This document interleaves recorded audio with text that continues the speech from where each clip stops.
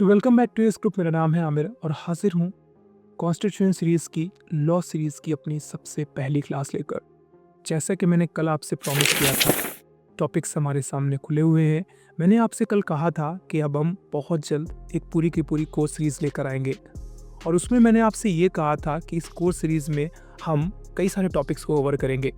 वैसे तो जैसे मैंने आपसे प्रॉमिस किया है कि जितने भी लॉ से संबंधित जो भी टॉपिक्स है, चाहे वो सिविल केसेस को लेकर के हो, चाहे वो क्रिमिनल केसेस को लेकर के हो, कॉन्स्टिट्यूशन के बारे में हो, जितने भी टॉपिक्स हैं हम सबको समझेंगे विद डिटेल एनालिसिस। इसके साथ साथ हम केस रेफरेंसेस भी देखेंगे। लेकिन जो कल के इंट्रोडक्शन क्लास में मैंने आपसे कहा था कि आने वाली क्लास में, कल की क्लास में, आज की क्लास जहाँ पे मैं आपके सामने अभी फ़िलहाल हूँ, इस पर हम सबसे पहले बात करेंगे क्या है कॉन्स्टिट्यूशन। इसके अलावा हम बात करने वाले हैं क्यों है कॉन्स्टिट्यूशन, इसकी हिस्ट्री क्या है, इसकी फ्रेमिंग कैसे हुई है।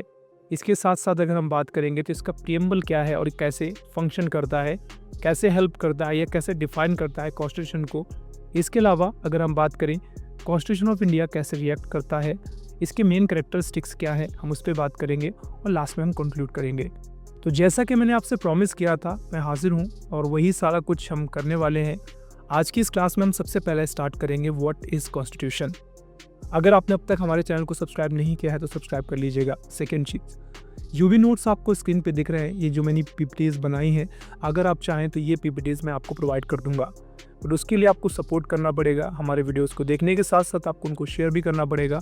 शेयर करेंगे आप, ताकि जो भी हम मेहनत करते हैं, जो भी नोट्स मैंने बनाए हैं, ये नोट्स भी मैं आपको प्रोवाइड कर दूंगा, ठीक है। और इस कोर्स सीरीज़ के लिए मैंने एक टेलीग्राम ग्रुप बनाया हुआ है, लिंक डिस्क्रिप्शन में है, जाइए वहाँ से उस ग्रुप को ज्वाइन कर लीजिए, ताकि जो भी एजुकेशनल कंटेंट होगा वो मैं आपको उस ग्रुप में देता रहूँगा, ठीक है। तो चलिए स्टार्ट करते हैं अपनी आज की क्लास और सबसे पहले हम बात करते हैं व्हाट इज़ कॉन्स्टिट्यूशन। जब हम बात करते हैं क्या है कॉन्स्टिट्यूशन, तो कहते हैं कॉन्स्टिट्यूशन जो है एक सेट है फंडामेंटल प्रिंसिपल्स का, जो ये डिसाइड करता है कि गवर्नमेंट की जो भी बॉडीज़ हैं वो कैसे फंक्शन करेगी, गवर्नमेंट कैसे काम करेगी। इसका बेसिकली अगर हम पर्पस की बात करेंगे, बनाया क्यों गया है, तो ये बनाया गया है इस वजह से ताकि जो गवर्नमेंट की जो भी बॉडीज़ हैं, चाहे आप लेजिस्लेशन की बॉडी कह लीजिए, चाहे आप एग्जीक्यूशन की बॉडी कह लीजिए, चाहे आप जुडिशरी की बॉडी कह लीजिए, ये कैसे पावर का सेपरेशन किया जाएगा, कैसे काम करेंगे। थोड़ा टेक्निकल है, अभी आपको समझ नहीं आ रहा होगा, तो मैं इसको थोड़ा सिंप्लीफाई कर देता हूँ। यहाँ पे एग्जाम्पल देते हुए मैं आपसे बता रहा हूँ कि एक मान लीजिए आप एक स्कूल है, स्कूल की एक रूल बुक है। उस रूल बुक में ये लिखा गया है सब कुछ कि उस स्कूल में सारी चीज़ें कैसे फंक्शन करेंगी। वो रूल बुक बनाई है, बनाने के बाद बनाने वाला काम कौन कर रहा है, बनाने वाला काम कर रहा है लेजिस्लेशन। स्कूल की बात करेंगे तो मैनेजमेंट, मैनेजमेंट क्या करता है, रूल्स को डिफाइन करता है। अब इसके बाद जब रूल्स को डिफाइन कर दिया गया है तो वो रूल्स अप्लाई कौन करेगा, अप्लाई करेंगे स्टाफ और टीचर्स। वो जितने भी रूल्स बनाए गए हैं रूल बुक में लिखे हुए हैं, उन रूल बुक के जो भी रूल्स होंगे उनको एग्जीक्यूट करेगा, उनको फॉलो करेगा, उनको अप्लाई करने का काम टीचर्स करते हैं या फिर जो अदर स्टाफ होता है वो करता है। अब मान लीजिए उनमें से कोई ऐसा रूल है जो इशू क्रिएट कर रहा है, इससे स्टूडेंट हैप्पी नहीं है या कुछ रिफ्लेक्ट कर रहा है स्टूडेंट्स की पढ़ाई के में दिक्कत आ रही है उससे, तो क्या होगा, उस रूल को रिव्यू कराएंगे प्रिंसिपल से। तो प्रिंसिपल के पास पावर ये होगी, उन रूल्स को चेक कर सकते हैं, अगर उनमें कोई कमी है तो उसको ठीक करेंगे। यानी अगर मैं स्कूल को कंपेयर करता हूँ तो 3 बॉडीज़ हैं। पहला लेजिस्लेशन, जो स्कूल से संबंधित नियम बना रहा है, मैनेजमेंट है।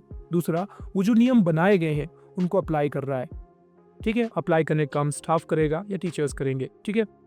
तीसरा, जो भी रूल्स अप्लाई किए गए हैं, अगर उनमें से कोई ऐसा रूल है जो रिफ्लेक्ट कर रहा है स्टूडेंट्स को, उनके पढ़ाई में दिक्कत कर रहा है, तो उनको रिव्यू करने का काम प्रिंसिपल करता है और उस रूल को हटा भी सकता है मैनेजमेंट से बात करके।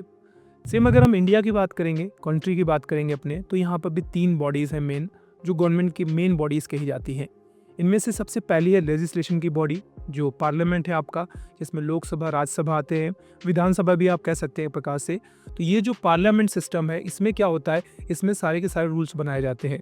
अब देखिए, कॉन्स्टिट्यूशन जब बनाया गया था 1949 में, जब बनकर वो रेडी हुआ है, अप्लाई भले ही आपका 1950 में हुआ है 26 जनवरी में, लेकिन उस समय काफ़ी सारे रूल्स बना दिए गए थे। अब समय के साथ ऐसा तो है ही कि करीबन 75 ईयर्स हो गए हैं 26 जनवरी 1950 से लेकर अब तक। तब से लेकर अब तक सरकार ने कई सारे रूल्स बनाए हैं, तो वो रूल्स बनाने का बेसिकली काम करता है लेजिस्लेशन, ठीक है। लेकिन जो कॉन्स्टिट्यूशन बनाया गया था, कॉन्स्टिट्यूशन में जो भी मेन फंडामेंटल राइट्स है, जो भी चीज़ें डिफाइन कर दी गई हैं, तो वहाँ पे सरकार को कुछ राइट दिए गए हैं कि देखिए आप ये कर सकते हैं आगे। ऐसा नहीं है कि पूरा का पूरा संविधान बदल के रख देंगे। संविधान में एक रूल बुक की तरीके है, उसमें सारा कुछ लिखा हुआ है कि पार्लियामेंट क्या कर सकती है, कौन से रूल्स आगे वाले समय में बना सकती है, अगर कोई प्रॉब्लम है उसको पिछले कुछ रूल्स में तो उनमें अमेंडमेंट कर सकती है। तो ये सारा का सारा काम कौन करेगा? पार्लियामेंट करेगा। पार्लियामेंट में कौन कौन आएगा? पार्लियामेंट में लोकसभा, राज्यसभा और विधानसभा आपकी लोकल गवर्नमेंट में आ जाती है, ठीक है, जो राज्य सरकार के दायरे में आती है। केंद्र सरकार के बारे में हम बात करेंगे तो यहाँ पर बेसिकली दो आएंगे, आपका राज्यसभा और इसके साथ साथ आपका लोकसभा, ठीक है। अब जो भी रूल्स बना दिए गए हैं तो उन रूल्स को अप्लाई कौन करेगा? सीधी सीधी बात है, पुलिस है आपकी, ट्रैफिक पुलिस है। जो भी रूल्स बनाए गए हैं उनको अप्लाई करने का काम, लागू करने का काम करती है एग्जीक्यूशन बॉडी। एग्जीक्यूशन बॉडी में आपके, मैं एक एग्जांपल देते हुए बता रहा हूँ कि पुलिस आती है, ट्रैफिक इंस्पेक्टर्स आते हैं। अब मान लीजिए कोई ऐसा रूल है जो लेजिस्लेशन ने बनाया है लेकिन वो सिटीजन्स के फंडामेंटल राइट्स के खिलाफ है, तो जुडिशरी यानी आपकी कोर्ट है, बेसिकली आप ये कह सकते हैं हाई कोर्ट है, सुप्रीम कोर्ट है, लोअर कोर्ट्स वगैरह होती है, तो उनका काम ये है कि जो लेजिस्लेशन हो रहा है वो सही तरीके से हो रहा है, जो नियम बनाए जा रहे हैं वो सही तरीके से बनाए जा रहे हैं, कहीं ऐसा तो नहीं है कि जो नागरिक है उनके फंडामेंटल राइट्स को वायलेट कर रहा है। अगर ऐसा है तो सुप्रीम कोर्ट के पास ये अधिकार है कि उस लॉ को, जो भी लॉ बनाती है केंद्र सरकार, उसको खारिज कर सकती है या फिर उसको करेक्शन के लिए बोल सकती है कि जो भी आपने लॉ बनाए हैं आप इनमें से ये चीज़ें ठीक करेंगे। पहली चीज़ तो ये, यानी क्या करेंगे, लेजिस्लेशन को करेक्ट करने का काम कर सकती है जुडिशरी। सेकेंड चीज़, कोई लॉ बनाया तो गया है लेकिन उस लॉ को इम्प्लीमेंट करते समय पुलिस ने, ट्रैफिक पुलिस ने कोई गलती कर दी है, उसको सही से इम्प्लीमेंट नहीं किया, जोर जबरदस्ती करी है, चीज़ों के साथ छेड़खानी करी है, तो इस केस में भी जुडिशरी आपकी क्या करेगी, उसको करेक्ट करेगी, ठीक है। जुडिशरी कुल मिलाकर रिव्यू करने का काम करती है कि जो भी चीज़ें चल रही हैं वो सही है या नहीं। अगर सही नहीं है तो उनको सही करने का काम जुडिशरी करती है और ये सबसे इम्पोर्टेंट बॉडी है। हिंदी में आप कह सकते हैं इसको कि आपके पास सबसे पहले कार्यपालिका है, न्यायपालिका है और इसके साथ साथ अगर आप यहाँ पर देखेंगे लेजिस्लेशन को हिंदी में कहते हैं शायद व्यवस्थापिका, कार्यपालिका और न्यायपालिका। थोड़ा सा हम आगे बढ़ेंगे और ज़्यादा समझने की कोशिश करेंगे इसको।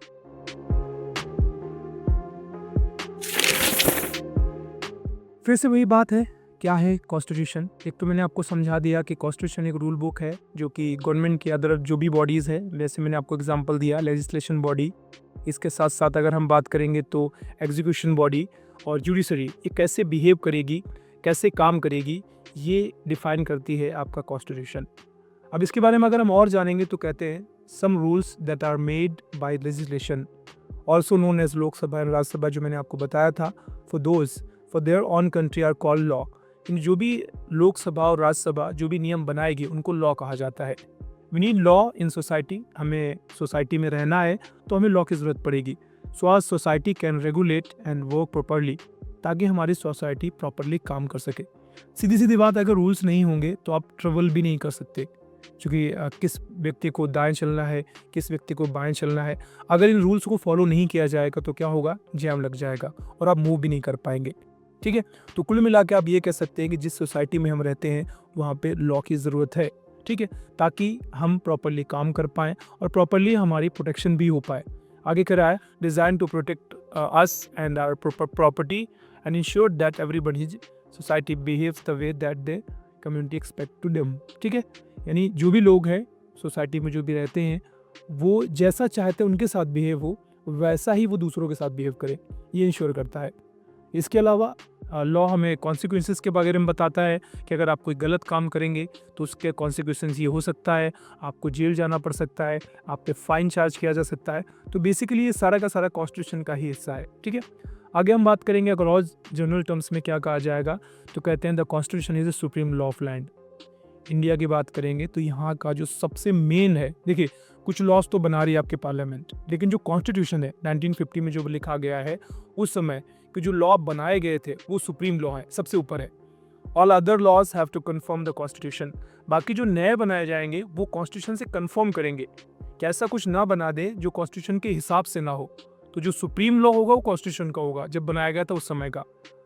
The constitution contains law concerning the government and it's relation between the people. Constitution क्या है? एक ऐसा लॉ है, ऐसा स्ट्रक्चर है जो ये डिफाइन करता है कि सरकार और नागरिकों के बीच में रिलेशन कैसे रहेगा, नागरिकों को क्या अधिकार है, सरकार को क्या अधिकार है, सरकार और नागरिक आपस में कैसे बिहेव करेंगी, ये का सारा कॉन्स्टिट्यूशन में लिखा हुआ है। इसी में फंडामेंटल राइट्स जो बड़ा इंपॉर्टेंट है आपको जानना, भले ही आप लॉ के स्टूडेंट हो ना हो, लेकिन आपको फंडामेंटल जितने भी राइट्स हैं आपके आर्टिकल 13 से लेकर के आर्टिकल 35 तक के जितने भी आपके पास फंडामेंटल राइट्स हैं वो जानना आपके लिए बहुत ज़्यादा ज़रूरी है। फंडामेंटल राइट्स, लीगल राइट्स में डिफरेंसेस हैं, तो वो भी हम आगे आने वाली क्लासेस में कवर करेंगे। चलिए, तो जैसे कि मैंने आपको यहाँ पे ग्राफ के थ्रू बताने की कोशिश की है कि गवर्नमेंट है और दूसरी तरफ पीपल है और बीच में संविधान खड़ा है जो लोगों को प्रोटेक्ट कर रहा है। चलिए आगे बात करते हैं। फिर से वही चीज़ है, कॉन्स्टिट्यूशन क्या है, मैंने अभी आपको डिफाइन किया था। कॉन्स्टिट्यूशन जो है सरकार यानी गवर्नमेंट की जो अलग अलग बॉडीज़ हैं, लेजिस्लेटिव बॉडी है जो कि रूल बनाती है, जुडिशरी है जो उनको इंटरप्रेट करती है लॉज को, और एग्जीक्यूशन बॉडी जो होती है उन लॉज को इन्फोर्स करती है, लगाती है। ये सारा का सारा काम मैनेज करने वाले जो गवर्नमेंट है, इसकी बॉडी किस तरीके से बिहेव करेगी ये कॉन्स्टिट्यूशन में डिफाइंड है पहले से ही, ठीक है। और लोगों के क्या अधिकार है, द पीपल।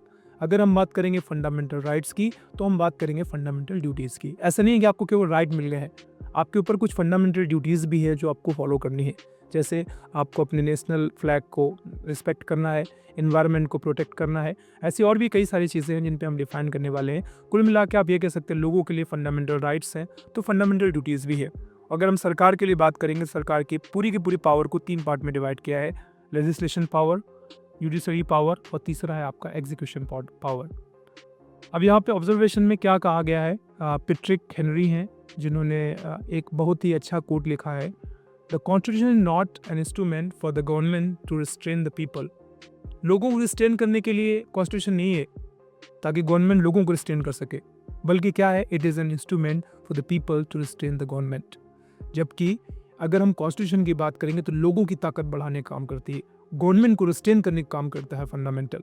अगर कॉन्स्टिट्यूशन नहीं होगा, फंडामेंटल नहीं, मैं कॉन्स्टिट्यूशन की बात कर रहा हूँ, अगर कॉन्स्टिट्यूशन नहीं होगा तो कभी भी पुलिस आपको उठाकर जेल में डाल देगी, किसी को भी फांसी दे रही है, कभी कुछ हो रहा है। तो ये क्या है, आपके फंडामेंटल राइट्स जो डाले गए हैं कॉन्स्टिट्यूशन में वो आपको प्रोटेक्ट कर रहे हैं, जिसके तहत क्या है कि पुलिस कभी भी आपको 24 घंटे से ज़्यादा जेल में नहीं रख सकती है। 24 घंटे से ज़्यादा रखती है तो उसके लिए पहले उसको न्यायालय से उसके लिए परमिशन लेनी पड़ेगी।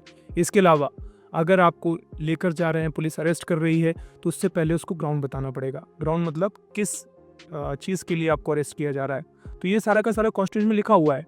अब ऐसे में अगर आपको अरेस्ट किया गया बिना बताए तो आप कोर्ट की हेल्प ले सकते हैं, ठीक है, और कोर्ट उससे सवाल तलब करेगी। तो ये सब कुछ कॉन्स्टिट्यूशन में लिखा हुआ है, ऐसे ही नहीं पुलिस आकर के आपको उठा के ले जाएगी। तो कुल मिलाकर अगर आप कॉन्स्टिट्यूशन को सही से समझेंगे तो आपको आपकी खुद की पावर पता चलेगी कि आपको कॉन्स्टिट्यूशन डायरेक्टली पावर देता है कि कौन कौन सी चीज़ें आप कर सकते हैं।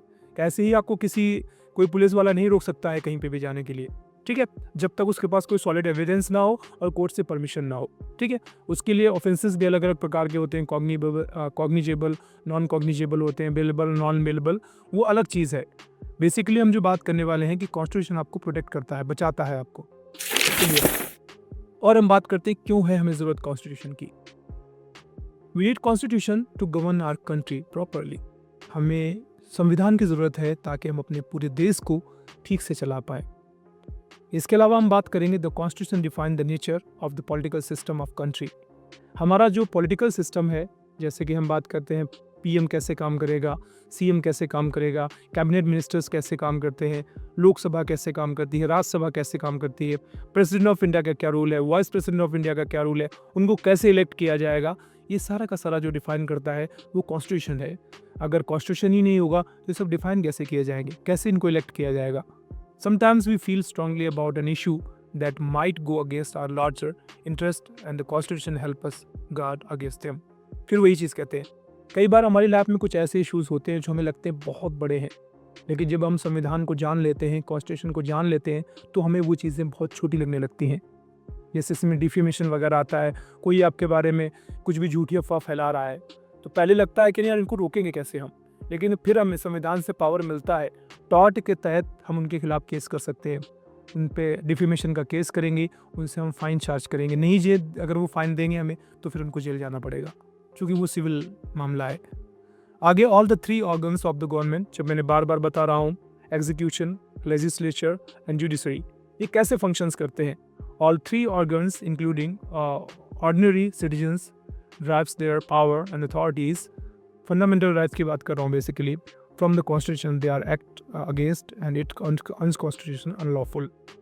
यानी legislation कुछ होता है ऐसा, कोई ऐसा लॉ बनता है जो फंडामेंटल राइट्स के खिलाफ है, तो ऑटोमेटिकली वो उसी समय अनकॉन्स्टिट्यूशन हो जाता है और उस रूल की कोई वैल्यू नहीं बचती। ठीक है, तो ये क्यों ज़रूरत है हमें इसकी बात करता है। आगे मैंने ग्राफ बनाकर बताने की कोशिश की है कि जो लोग नहीं जानते हैं, the people don't know their true power, उनको कोई भी इन्फ्लुएंस कर लेगा। लेकिन अगर आप ट्रू पावर जानते हैं अपनी, तो आप क्या करेंगे, कोई भी आपको ऐसे इन्फ्लुएंस नहीं कर पाएगा। इसलिए हमें कॉन्स्टिट्यूशन जानने की ज़रूरत है। केवल इतने लिए नहीं जानना हमें कि हमें लॉ का एग्ज़ाम क्लियर करना है या फिर हमें एसएससी का एग्ज़ाम क्लियर करना है। कॉन्स्टिट्यूशन को अगर आप जानेंगे तो आपको सोसाइटी को देखने का नज़रिया बदल जाएगा। अगले क्वेश्चन की बात करते हैं, द हिस्ट्री ऑफ कॉन्स्टिट्यूशन, संविधान का इतिहास। अब इस संविधान पे हम बहुत डिटेल में बात करने वाले हैं। सारे एक एक आर्टिकल को हम देखेंगे, सेक्शन वाइज, प्रीएम्बल से लेकर के सब कुछ देखेंगे। और उससे पहले थोड़ी हिस्ट्री जान लेते हैं, कॉन्स्टिट्यूशन बना कैसे। क्योंकि जब हम कॉन्स्टिट्यूशन की बात करते हैं इंडिया के, तो one of the lengthiest constitution है, पूरे विश्व के सबसे बड़े कॉन्स्टिट्यूशन में से एक है अपना। ठीक है, तो ये बना कैसे था, कब से इसकी स्टार्टिंग हुई है, चलिए देखते हैं। तो इंडियन कॉन्स्टिट्यूशन जो है, वैसे तो कहते हैं कई सारी कंट्रीज़ से कुछ हिस्सा लेकर के बनाया गया है, लेकिन हम इसकी स्टार्टिंग की बात करेंगे तो इसकी स्टार्टिंग में कुछ पॉइंट्स ऐड किए गए हैं, जिसमें से बोलते हैं 9 दिसंबर 1946, जिसमें फर्स्ट मीटिंग हुई थी कॉन्स्टिट्यूशन असेंबली की, जहाँ पर ये डिसाइड किया गया था, चूँकि तब हमारा देश आज़ाद होने ही वाला था, जो संविधान होगा वो कैसे होगा, उसके लिए कॉन्स्टिट्यूशन असेंबली बनाई गई। ठीक है, हालांकि इससे पहले भी ये चीज़ें चलती रही हैं। मैंने यहाँ पे दूसरे पेज में लिखा हुआ है, अगर आप देखेंगे तो 1773 से लिखा है, regulating act establish the power of government general. जब ब्रिटिश इंडिया था तो ब्रिटिश इंडिया में 1773 में 1773 में सबसे पहली बार गवर्नर जनरल की पावर को स्टैब्लिश करने के लिए सबसे पहला कानून बनाया गया। तो कुल मिला के आप अगर तब से लेकर अब तक देखेंगे, गवर्नर तो अभी भी होता है, तो कुछ चीज़ें तो उसी समय से चालू हो गई थी। फिर 1861 में आया Indian council act, introduces the ideal of legislation limited. यानी 1861 में 1861 में फिर से ब्रिटिश कॉल है। इधर जो मैंने डेट्स लिखी हैं वो तो आप कह सकते हैं कि इंडिया जब फ्री होने वाला था तब की बात है, लेकिन 1773 में सबसे पहली बार आपका रेगुलेटिंग एक्ट आया था, जिसने गवर्नर की पावर को स्टैब्लिश किया। इसके बाद 1861 में बनाया गया आपका इंडियन काउंसिल एक्ट, जिसमें लेजिस्लेशन चालू हुआ, पार्लियामेंट सिस्टम आप कह सकते हैं। हालांकि वो बात और है कि वह पार्लियामेंट भले ही इंडिया की थी, लेकिन वहाँ पे इंडिया के जो लोग थे वो बहुत लिमिटेड थे, उनकी पावर्स भी बहुत लिमिटेड थी, क्योंकि उसमें ब्रिटिश पावर चल रहा था, तो वहाँ पर ब्रिटिशर्स का ही कंट्रोल था पूरा। लेकिन फिर भी अगर हम इंडिया के कॉन्स्टिट्यूशन की बात करेंगे तो स्टार्टिंग उस समय हो गई थी, गवर्नर के पावर कैसे वर्क करेगी, इसके बाद पार्लियामेंट कैसे काम करेगी, ये उस समय से चालू हो गया था। इसके बाद फिर 1928 में नेहरू ने डिमांड की थी कि नहीं, हमें डोमिनियन स्टेट की बात, उन्होंने एक लेटर लिख के बोला था। 1935 में गवर्नमेंट ऑफ इंडिया एक्ट आया, जो कि पावर ऑफ डिस्ट्रीब्यूशन, जो असेंबली की पावर है, फॉर्मेशन है, वो कैसे काम करेगी। यानी आप ये कह सकते हैं कि 1935 में ब्रिटिश इंडिया ने, ब्रिटिश सरकार उस समय थी, उसने ये डिफाइन किया कि जो इंडियन पावर होगी वो किस तरीके से बिहेव करेगी, किस तरीके से काम करेगी। उस एक्ट का नाम रखा गया गवर्नमेंट ऑफ इंडिया एक्ट, जिसमें उन्होंने ये डिफाइन किया कि जो कॉन्स्टिट्यूशन असेंबली होगी, आप कह सकते हैं कि जो पावर का डिस्ट्रीब्यूशन होगा वो किस तरीके से होगा। ठीक, इसके अलावा भी काफ़ी सारी चीज़ें होती गई हैं, जैसे फॉर्म 1946 में कैबिनेट मिशन बनाया गया। इसके बाद फिर लेजिस्लेशन चालू हुआ, अपॉइंट किए गए 29 अगस्त 1947 में। कुल मिला के कैबिनेट मिशन, जो भी कैबिनेट असेंबली थी, उसको अपॉइंट कर दिया गया कि आपको ये काम करना है। इसके जो चेयरपर्सन थे वो डॉक्टर भीमराव अम्बेडकर थे, जिन्हें बाद में फादर ऑफ कॉन्स्टिट्यूशन कहा गया। इसके साथ साथ इसको लगने में जो डिबेटिक सिस्टम था, चूँकि काफ़ी सारे मेंबर्स बैठ के आपस में बातें करते थे कि भाई ये चीज़ें होनी चाहिए, ये चीज़ें नहीं होनी चाहिए, वोट डालने से बचे वो लोग, सब सम्मत से वो चीज़ों को लगाएंगे, चूँकि वोट डालने से लोगों में आपस में डिस्प्यूट होते हैं। तो इस तरीके से तकरीबन 2 साल 11 महीने और 18 दिन का टाइम लगा और इंडियन कॉन्स्टिट्यूशन बनकर रेडी हो गया। अब डेज जो आपके लिए जानना ज़रूरी है वो है 9 दिसंबर 1946, जिसमें सबसे पहली मीटिंग हुई थी कॉन्स्टिट्यूशन असेंबली की। इसके बाद 15 अगस्त 1947 जब आपका देश आज़ाद हुआ है, तकरीबन 15 दिन बाद 1947 में ड्राफ्टिंग कमेटी को फॉर्म किया गया, बनाया गया, ड्राफ्ट करेगी जो कॉन्स्टिट्यूशन। 4 नवंबर 1947 को पहली ड्राफ्ट कमीशन को प्रेजेंट किया गया कि क्या बनेगा, कैसे बनेगा। और इसके बाद 2 साल 11 महीने और 18 दिन लगे, जिसमें जाकर के आपका 26 नवंबर 1949 को कॉन्स्टिट्यूशन को अडॉप्ट कर लिया गया। अब ध्यान रखिए, 26 नवंबर 1949 को कॉन्स्टिट्यूशन को अडॉप्ट कर लिया गया, लेकिन अप्लाई किया गया 26 जनवरी 1950 में। तो यहाँ पे कुछ डेट्स इंपॉर्टेंट है आपके लिए। 26 जनवरी 1949 को अडॉप्ट कर लिया गया था, इसीलिए उस दिन संविधान दिवस मनाया जाता है। और जब इसको लागू कर दिया गया, जस्ट आप कह सकते हैं कि 2 महीने बाद, तब जा कर के आप रिपब्लिक डे मनाया जाता है, गणतंत्र दिवस मनाया जाता है 26 जनवरी 1950 में। कुछ चीज़ें रह गई थी, आप ये भी कह सकते हो 1-2 चीज़ें थी जिनको और उनको ऐड करना था, और फाइनल बना करके उन्होंने 26 जनवरी 1950 को इसको लॉन्च कर दिया और पूरी तरह से देश में काम होने लगा। चलिए अब आगे बात करते हैं थोड़ा सा। जब ये कमेटी काम कर रहा था, मैंने आपको पहले भी बताया है कि उस समय चेयरपर्सन के तौर पर काम कर रहे थे डॉक्टर भीमराव अम्बेडकर। उसके अलावा प्रेसिडेंट का काम कर रहे थे डॉक्टर राजेंद्र प्रसाद। उससे पहले भी थे टेम्प्रेरी प्रेसिडेंट थे जो सच्चिदानंद सिन्हा जी थे, वो टेम्प्रेरी प्रेसिडेंट थे। देखेंगे आप पे, वॉज द फर्स्ट प्रेसिडेंट जो कि टेम्प्रेरी थे कॉन्स्टिट्यूशन असेंबली की, एडमिट ऑन दिसंबर 9, 1946। इसके बाद फिर डॉक्टर राजेंद्र प्रसाद को बनाया गया permanent president of constitution assembly. Doctor Bhimrao Ambedkar became the chairman of the drafting committee on December 11, 1946। ठीक है, फर्स्ट प्रेसिडेंट जो कि टेम्प्रेरी थे सच्चिदानंद सिन्हा थे, जो लेफ्ट साइड में है इमेज में। इसके बाद 9 दिसंबर 1946 को राजेंद्र प्रसाद जी बने परमानेंटली। एंड इसके बाद प्रेसिडेंट जो मेन चेयरपर्सन थे वो थे डॉक्टर BR अम्बेडकर, जो 11 दिसंबर 1946 को अपॉइंट किए गए थे। ठीक है, सॉरी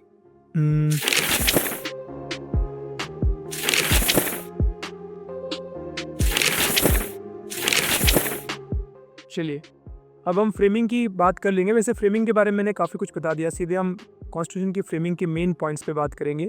देखिए, ये तो सबको पता है कि जो हमारा कॉन्स्टिट्यूशन है वो काफ़ी कॉम्प्लेक्स है, इसीलिए सबसे लेंथीएस्ट भी है। क्यों? क्योंकि यहाँ पर जितनी भी चीज़ें हैं वो अलग अलग कंट्रीज से ली गई हैं। किस कंट्री से क्या लिया गया है, अब कुछ लोग इसीलिए ये भी कह देते हैं कि उसको तो कॉपी किया गया है। भाई, कॉपी करने के लिए भी नॉलेज की ज़रूरत है। अगर कॉपी ही करना था तो किसी एक देश को कॉपी कर लेते। इतने सारे देशों से अलग अलग चीज़ें क्यों ली गई है? क्योंकि इंडिया एक डाइवर्स कंट्री है। दूसरी कंट्रीज़ की अगर आप बात करेंगे, चाहे आप ब्रिटेन की बात करें या फिर आप अमेरिका की बात करें, उनकी जो फंक्शनिंग है वो अलग तरीके की है। इंडिया की फंक्शनिंग है वो अलग तरीके की है। यहाँ 2 किलोमीटर में हमारी लैंग्वेज बदल जाती है, हमारा कल्चर बदल जाता है। तो ऐसे ही हम संविधान कोई किसी देश का कॉपी करके नहीं लगा सकते हैं, उसको प्रॉपरली स्टडी करना पड़ता है। तब जाकर के हमने अलग अलग देशों से कुछ कुछ एलिमेंट्स लिए हैं और तब जाकर हमारा संविधान पूरा बना है चलकर। तो किस देश से हमने क्या लिए हैं? यूके से हमने लिया है नॉमिनल हेड, जिसमें प्रेसिडेंट कैसे रिएक्ट करेगा, कैबिनेट सिस्टम ऑफ मिनिस्टर्स जो कैबिनेट कमेटी होती है वो कैसे काम करेगी, पार्लियामेंट कैसे काम करेगा, ये सारा कुछ लोअर हाउसेस जो है, अपर हाउसेस जो है, ये कैसे काम करेंगे, ये सारा कुछ हमने यूके से लिया है। तो आप ये कह सकते हैं यूके से हमने पार्लियामेंट्री सिस्टम लिया है। यूएस से हमने लिया है, अमेरिका से हमने लिया है फंडामेंटल राइट्स, और वाइस प्रेसिडेंट का जो अपॉइंटमेंट होगा वो कैसे होगा, और प्रोविजंस ऑफ स्टेट जुडिशरी, यानी कि जो स्टेट की जुडिशरी है वो कैसे काम करेगी, जिसमें हम हाई कोर्ट वगैरह की बात करते हैं, ये सारा कुछ लिया गया है अमेरिका से। ऑस्ट्रेलिया से लिया गया है कॉन्करेंट लिस्ट। अब कॉन्करेंट लिस्ट का मतलब समझा देता हूँ आपको। देखिए, एक लिस्ट है, केंद्र को अलग लिस्ट दी गई है, राज्य को अलग लिस्ट दी गई है। केंद्र उन चीज़ों पे काम करेगा, राज्य उन चीज़ों पे काम करेगा। जैसे केंद्र सरकार जो है वो नेशनल इशूज़ पे काम करती है। नेशनल डिफेंस की बात आएगी तो केंद्र सरकार काम करेगी, लेकिन लोकल डिफेंस की बात आएगी तो राज्य सरकार काम करेगी। इसीलिए पुलिस जो है वो लोकल डिफेंस यानी लोकल स्टेट गवर्नमेंट के अंदर आती है। और जब हम आर्मी की बात करते हैं, नेवी की बात करते हैं, एयरफोर्स की बात करते हैं, तो उसको मैनेज करता है कौन? उसको मैनेज करता है सेंट्रल गवर्नमेंट। ठीक है, तो ये सारा कुछ कैसे एग्जैक्टली काम करेगा, एक तो सबकी लिस्ट है और एक कॉन्करेंट लिस्ट भी है, जिसमें दोनों के इश्यूज़ जो हैं आपस में कभी ऐसा भी होगा तो उसमें अगर कॉन्करेंट इश्यूज़ हैं जिसमें डिफाइन नहीं है वो चीज़ कि राज्य के दायरे में भी वो डिफाइन नहीं है, केंद्र के दायरे में भी वो डिफाइन नहीं है, तो अगर ऐसा कोई इशू सामने आता है तो उसको डील करने की पावर सेंट्रल गवर्नमेंट के पास है। तो ये कहाँ से लिया गया है? ये ऑस्ट्रेलिया से लिया गया है। अगला है आपका यूएसए से फंडामेंटल ड्यूटीज़ ली गई हैं। फंडामेंटल ड्यूटीज़ मैंने आपको बताई हैं अभी। फंडामेंटल ड्यूटीज़ का मतलब जैसे हमें नेशनल फ्लैग को हमें रिस्पेक्ट करना है, नेशनल बर्ड है उसको हमें रिस्पेक्ट करना है, इन्वायरमेंट को हमें प्रोटेक्ट करना है। अगर देश की एकता पर कोई बात आएगी तो हमें उसके अगेंस्ट खड़े होना है। ठीक है, यानी अगर कोई देश की एकता को ख़राब करने की कोशिश कर रहा है तो हमें उसके अगेंस्ट खड़े होना है। तो ये सारी आपकी फंडामेंटल ड्यूटीज़ है, ये बाद में इम्प्लीमेंट की गई हैं, स्टार्टिंग में नहीं थी। जर्मनी से हमने इमरजेंसी प्रोविजंस ली हैं, जब इमरजेंसी लग जाता है तो गवर्नमेंट कैसे काम करती है। अब इमरजेंसीज भी अलग अलग प्रकार की होती है, जिसमें आप ये कह सकते हैं कि एक फाइनेंशियल इमरजेंसी होती है। इसके अलावा हम बात करते हैं तो कुछ वॉर टाइम पे इमरजेंसी लगाई जाती है। वो जैसी भी होती है उन सब पे हम डिटेल में बात करेंगे, बट फिलहाल ये प्रोविजंस जर्मनी से लिए गए हैं, फिर जर्मनी के कॉन्स्टिट्यूशन से। जापान से हमने लिया है सुप्रीम कोर्ट कैसे फंक्शन करेगा। कनाडा से हमने फेडरल सिस्टम की बात ली है कि फेडरल सिस्टम और जुडिशरी पावर कैसे काम करेंगे।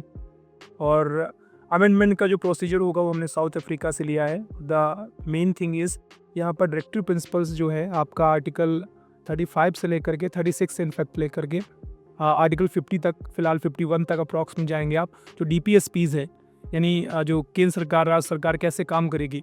जैसे आप ये कह सकते हैं कि अभी बीच में एक इशू चल रहा था यूनिफॉर्म सिविल कोड को लेकर के, आर्टिकल 44 है, तो ये सारे DPSPs के हिस्से हैं।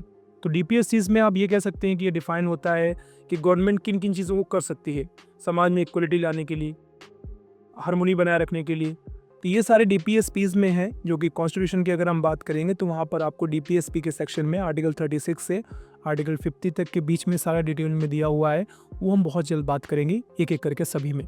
तो ये सारे अलग अलग कंट्रीज़ के कॉन्स्टिट्यूशन से इन चीज़ों को निकाल करके हमारे कॉन्स्टिट्यूशन को बनाया गया है। हालांकि उसमें कुछ करेक्शन करके हमारे सोसाइटी के हिसाब से, बट मेन प्रारूप उनका है। आगे हम बात करेंगे फ्रेमिंग कॉन्स्टिट्यूशन की कैसे हुई है। तो assembly met in sessions open the public for 166 days spread over the period of 2 years 11 months and 18 days before adopting the constitution. मैं आपको बता चुका हूँ, it was finally passed accepted on November 26, 1949 यानी 26 नवंबर 1949 को फाइनली इसको अडॉप्ट कर लिया गया था in the hall of 284 members. Assembly में उस समय थे 284 मेंबर्स थे जिन्होंने अपने अपने साइन किए और उसको अडॉप्ट कर लिया गया। After many deliberations and some modifications over 111 plenary sessions, 114 days, the 308 members of assembly signed 2 copies final and document। और तब जा कर के आपका 24 जनवरी 1950 को इंग्लिश में और हिंदी में इसको फाइनलाइज किया गया, ताकि 26 जनवरी 1950 को लागू कर दिया जाए। ठीक है, फिर से वही चीज़ है। सेम डे द असेंबली इन्होंने elected doctor Rajendra Prasad as a president and which came into the effect on January 26, 1950, known as the celebrated the Republic Day of India। ठीक है, 26 जनवरी से चालू हुआ और तभी उसी दिन हम ये कहते हैं कि हमारा संविधान लागू हुआ, अप्लाई हुआ। इस वजह से हम उस डे को रिपब्लिक डे मनाते हैं। तो अभी तक जो मैं 26 जनवरी 2025 को मनाया गया था लास्ट टाइम, वो 75th रिपब्लिक डे। क्लास थोड़ी सी बड़ी हो रही है, करीबन 30 मिनट की क्लास हो चुकी है, तो बहुत ज़्यादा बड़ी क्लास ना हो जाए, तो मैं स्टेप बाय स्टेप करूँगा क्या कि उन चीज़ों को बनाता रहूँगा और आपको देता रहूँगा।